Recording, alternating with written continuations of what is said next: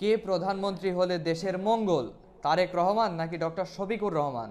বাংলাদেশের রাজনীতির আকাশে আবারও উঠেছে এক গভীর প্রশ্ন। কে প্রধানমন্ত্রী হলে দেশের জন্য ভালো হবে? কেউ বলছে অভিজ্ঞতার দরকার, কেউ বলছে পরিবর্তন ছাড়া মুক্তি নেই। এবারের জরিপে দেখা গেল দুই নাম সবচেয়ে আলোচনায়, তারেক রহমান এবং ডক্টর শফিকুর রহমান। কিন্তু বিস্ফোরণের ব্যাপার হলো, এই প্রতিযোগিতায় দুজনের ব্যবধান মাত্র 5%। এটা কি শুধু সংখ্যার খেলা, নাকি বাংলাদেশের রাজনৈতিক মানচিত্রে আসছে বড় কোনো পরিবর্তন? বাংলাদেশের বর্তমান রাজনৈতিক পরিবেশে একেবারেই স্থিতিশীল নয়। জনগণের মধ্যে হতাশা, ক্ষোভ এবং বিকল্প চাওয়ার প্রবণতা আগের যে কোনো সময়ের চেয়েও বেশি। এই প্রেক্ষাপটে একদল বলছে অভিজ্ঞ নেতা দরকার, দেশ চালাতে দূরদর্শিতা লাগে। অন্য দল বলছে পুরনোদের দিয়ে হবে না, দরকার নতুন মুখ, নতুন চিন্তা, নতুন বাংলাদেশ। এই দুটো মেরুর কেন্দ্রবিন্দুতে দাঁড়িয়ে আছেন তারেক রহমান এবং ডক্টর শফিকুর রহমান।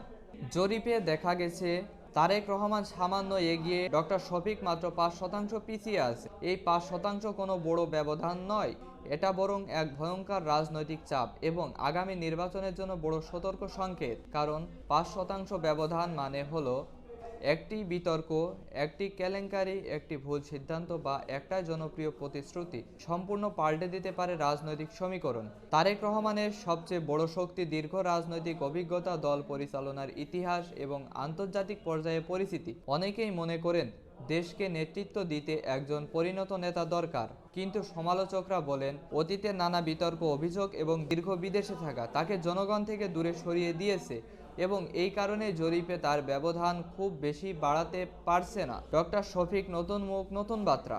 অন্যদিকে ডক্টর শফিকুর রহমান একেবারেই ভিন্ন ফরম্যাটের রাজনীতিবিদ। তিনি চিকিৎসক, মানবিক কাজের সাথে যুক্ত পরিচ্ছন্ন ভাবমূর্তি।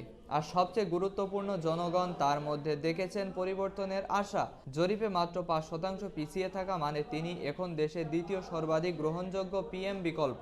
এত দ্রুত উত্থান এটাই প্রমাণ করে যে দেশ পরিবর্তনের জন্য প্রস্তুত। দেশ পরিবর্তনের জন্য প্রস্তুত বড় সিদ্ধান্তের জন্য। দুই নেতার জনপ্রিয়তা এত কাছাকাছি হয় পিছনে তিনটি গুরুত্বপূর্ণ কারণ রয়েছে। দেশ নেতৃত্ব সংকটে ভুগছে এবং মানুষ নতুন শক্তিশালী নেতৃত্ব চাইছেন।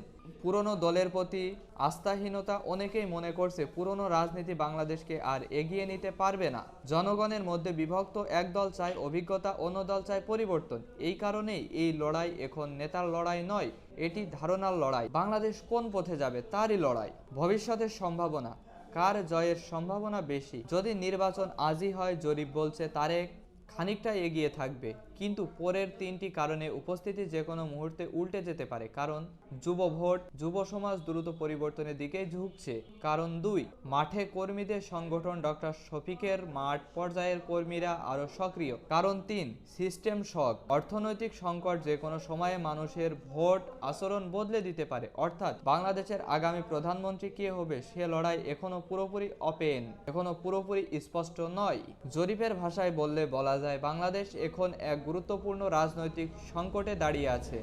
একদিকে অভিজ্ঞতা, অন্যদিকে পরিবর্তন। একদিকে পুরনো কাঠামো, অন্যদিকে নতুন অধ্যায়ের ডাক। তারেক রহমান ও ডক্টর শফিক দুইজন তাদের পথ থেকে পিছিয়ে আসছেন না।